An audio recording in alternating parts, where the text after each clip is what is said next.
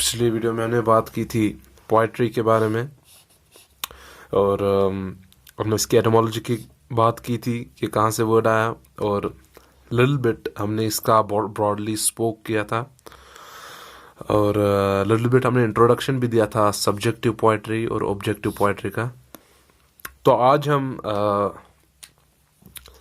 पूरे अच्छे तरीके से आज हम इसके जो दो मेन टाइप्स है सब्जेक्टिव पोइट्री और ऑब्जेक्टिव पोइट्री इनके बारे में बात करेंगे।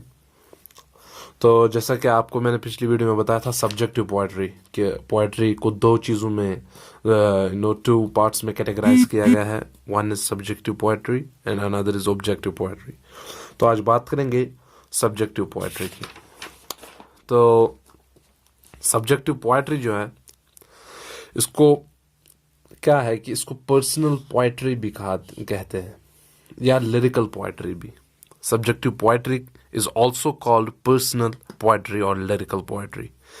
क्या होता है कि शॉर्ट पोएम्स होते हैं, ज़्यादा बड़ा चढ़ा के नहीं, ज़्यादा लंबी नहीं, ज़्यादा वास्ट नहीं, बहुत ही ब्रीफ और जस्टफुल होते हैं ये poems and they are concern with the poet.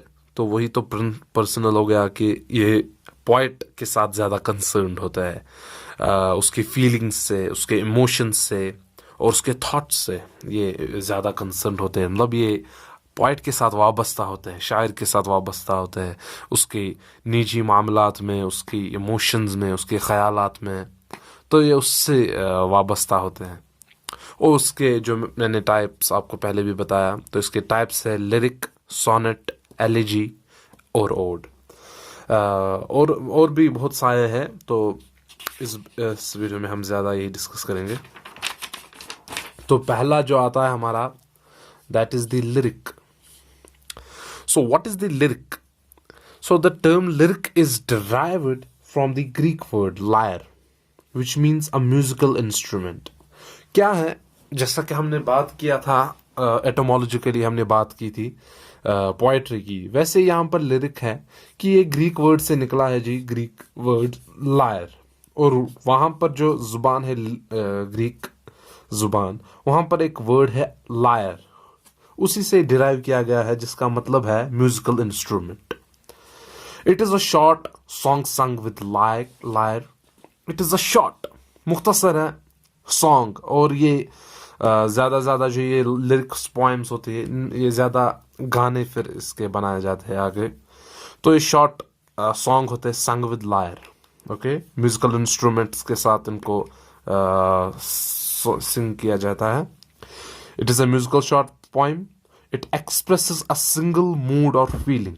एक सिंगल मूड है, मतलब बाकी ज़्यादा फीलिंग्स ये इजहार नहीं करता, एक ही फीलिंग होती है जिसको फिर थोड़ा सा इन्होंने ब्रॉडली स्पीक किया होता है। It is concern with the poet, as I earlier told you that the subjective poetry है। तो ये कंसर्न या तो पोइट के साथ या उसकी फीलिंग्स, इमोशंस, थॉट्स। तो यहाँ पर बता रहा है कि ये कंसर्न विद द पोइट है। तो उसके बाद the general subjects of lyric our life. तो क्या क्या है इसके मतलब जो बेसिक थीम्स होते हैं, जो उसका सेंट्रल आइडिया होता है, क्या होता है, किसके रिलेटेड होता है? It is related to the life, love, death and such others. क्या है कि जो इसके जनरल सब्जेक्ट्स होते हैं लिरिक्स के, इसके जो उसको बोलेंगे हम एक अहम जो इसका जो फोकस होता है, तो इस पोएम का जो फोकस वो रिलेटेड होता है या लाइफ के रिलेटेड, या लव के रिलेटेड, या डेथ के रिलेटेड, और भी बहुत से रिलेटेड होता है वो। तो इसका एग्जाम्पल जो है इस पोएम का, तो एग्जाम्पल है रॉबर्ट बर्न्स ए रेड रोज। तो उन्होंने जो पोएम लिखी थी बहुत ही शानदार है, मैंने भी पढ़ी है और हमारे यहाँ जेके बॉस में भी वो अब ऐड हुई है। तो रॉबर्ट बर्न्स अ रेड रोज, जिसको फिर I think singer was named an American singer. He sung that song. So it is the example of a lyric poem.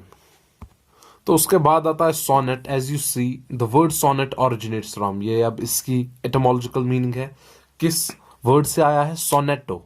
It means a sound, it is a sweet song. It means sonetto एक लफ्ज है, Italian जो जुबान है, Italy की जुबान है, तो उसमें से एक जो लफ्ज है सोनेटो, ये उसी से डिराइव किया गया है, और जिसका मतलब है साउंड, साउंड, आवाज। हाँ, it is a sweet song, बहुत ही प्यारा जो होता है, करारा ये गाना होता है, नगमा होता है, मौसीकी होती है। So it is a short poem of 14 lines. 14 जो है 14 लाइन्स की ये शॉर्ट पोएम होती है। Each line contains 10 syllables, a line of iambic pentameter। तो iambic line of iambic pentameter and 10 syllables, what is that? आपने देखा होगा कि विलियम शेक्सपियर की एक बहुत ही एक one of the renowned poem sonnet of the William Shakespeare है ना, sonnet 18, shall I compare thee to a summer's day. मैं आपको थोड़ा सा जूम करता हूँ ताकि आपको अच्छे से समझ में आए इसको। तो क्या है कि उन्होंने जो पोम एक सोनेट एक लिखा था, shall I compare thee to a summer's day. तो ये क्या है, ये iambic pentameter है। What is that?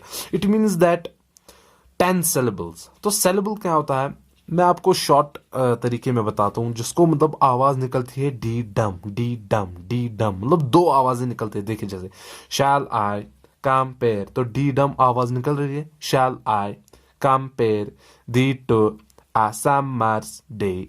तो आती है ना डी डम, यही आवाज 5 आती है क्या, जो 10 syllables का ग्रुप बनाता है। तो इसके बाद भी आप अगर देखेंगे, दो art more lovely and more temperate, rough winds do shake the darling buds of May and summers। देखिए एंड summers, leaves hath हो गए 2, all two हो गए 3, short a हो गए 4, date तो हो गए 5। तो 5 ये जो डी डम की आवाज है 10 syllables बनाता है। That is the iambic pentameter।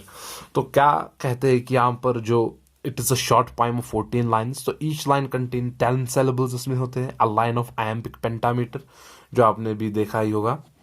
तो लाइन ऑफ iambic pentameter आपने देखा होगा। तो it has a single feeling, उसमें भी लिरिक में भी सिंगल फीलिंग ही थी, इसमें भी सिंगल फीलिंग है, और स्ट्रिक्ट राइम स्कीम होता है। राइम स्कीम इसमें बहुत स्ट्रिक्ट होता है, मतलब जरूरी होता है। देखिए जैसे समर्स डे, डे फिर है ए बी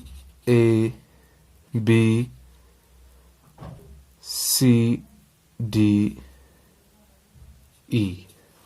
तो देखिए आपने इसमें देखा, तो स्ट्रिक्ट राइम स्कीम क्या है, डे में डेट है, तो इसमें स्ट्रिक्ट राइम स्कीम है। Shall I compare thee to a summer's day, thou art more lovely and more temperate, rough winds do shake the darling buds of May. तो May and day ये rhyme scheme है। तो इसमें rhyme scheme बहुत ही strict होते हैं, और distinct structure होता है। स्ट्रक्चर बहुत ही डिस्टिंक्ट सा, ज्यादा वो बड़ा चढ़ा के नहीं, डिस्टिंक्ट बहुत ही। तो the form sonnet was first used by Thomas Wyatt and Earl of Surrey in England. तो ये जो सोनेट है ये सबसे पहले इस्तेमाल किया गया था, थॉमस याद कीजिएगा, Thomas Wyatt and Earl of Surrey in England. तो ये 2 शख्स थे जिन्होंने सबसे पहले इसका यूज किया। सो देयर आर 2 सब टाइप्स ऑफ सोनेट। इसके 2 सब टाइप्स भी है, जैसा मुझे इससे पहले पता नहीं थी, लेकिन फिर मुझे पता लगी जब मैंने इसको थोड़ा सा वास्टली पढ़ा। तो Petrarchan sonnet and the English sonnet, Petrarchan sonnet and the English sonnet are this 2 sub points. तो क्या है कि द पेट्रार्चन सोनेट, इसको इटालियन सोनेट भी कहते हैं। It was named after the Italian poet Petrarch. Petrarch जो एक इटालियन रिनाउंड पोइट था, उसके नाम से ये बना है। Who was a popular Italian sonneteer. Italian sonnet is divided into an octave, 8 lines stanza and a sestet, 6 line। तो क्या इसमें आप वो भी बोल सकते हैं, जैसे देखिए मैं यहाँ पर आपको दिखाता हूँ। Often the first lines of the poem, the first 2 quatrains in an English sonnet demonstrate a problem to be solved। तो क्या है कि जो इटालियन सोनेट्स है इसमें 8 लाइन स्टेंजा होता है, जिनकी राइम स्कीम एक होता है, और जो सेट है उसमें दूसरा राइम स्कीम होता है। तो कुल मिला के ये 2 ग्रुप बनते हैं, एक 8 का और 6 का, जो 8 और 6 14 लाइन्स का सोनेट बनाते हैं। और इसका जो अगर हम राइम स्कीम की बात करें तो ए बी बी, मतलब अगर इसमें डे होगा तो फिर दूसरे और तीसरे लाइन में डे नहीं होगा, फिर तीसरे में चौथे में ठीक होगा, चौथा और पहला जो उसका राइम स्कीम मैच हुआ होगा। वैसे ही बी बी, मतलब A B B A B B A, C D E C D E, C D C D C. तो इसका ये राइम स्कीम है, आप खुद भी देख सकते हैं। फिर जो इंग्लिश सोनेट है, इसकी it is also called the Shakespearean sonnet, Shakespearean का सोनेट है. It divides into 3 quatrains, 4 line. तो ये आपको समझ में आया होगा, ये आप खुद भी देख सकते हैं यहाँ पर, आप अनपढ़ नहीं है. उसके बाद एलेजी. तो क्या है कि दुख भरा जो सॉन्ग होता है, that is called the elegy. It is a lament. It's an expression of sorrow, pain, disappear. जैसे हमारे यहाँ मरसिया भी होता है, इसको मरसिया भी कह सकते हैं आप, मरसिया. तो क्या है कि मरसिया, उसमें वो सॉन्ग ऑफ मॉर्निंग होता है, मोर्निंग होता है. मतलब मोर्निंग क्या हो गया कि दुख का सॉन्ग, मातम का सॉन्ग होता है. It is a lament. अपना जो गम है उसको एक्सप्रेस करना through poems, that is the elegy.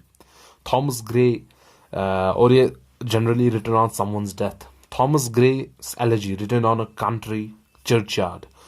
Example है the pastoral elegy is a special subtype of elegy. It is related to shepherd and rural life.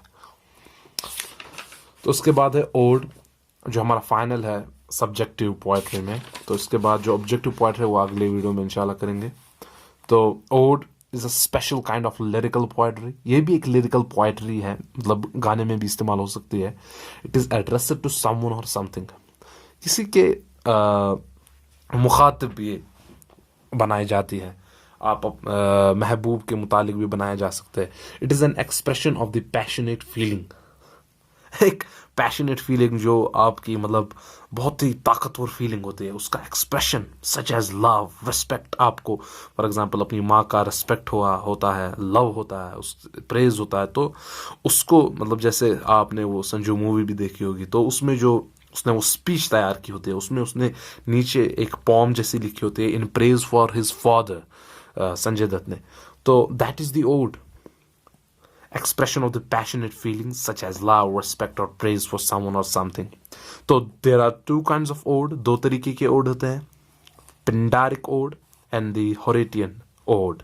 So 2 kinds ये होते हैं. P.B. Shelley, बहुत ही renowned, so one of my favorite, P.B. Shelley's Ode to the West Wind is one of the notable examples of ode. तो आपको समझ में आया ही होगा, समझाने की जरूरत ही नहीं, इसमें इतनी आसान वर्डिंग है.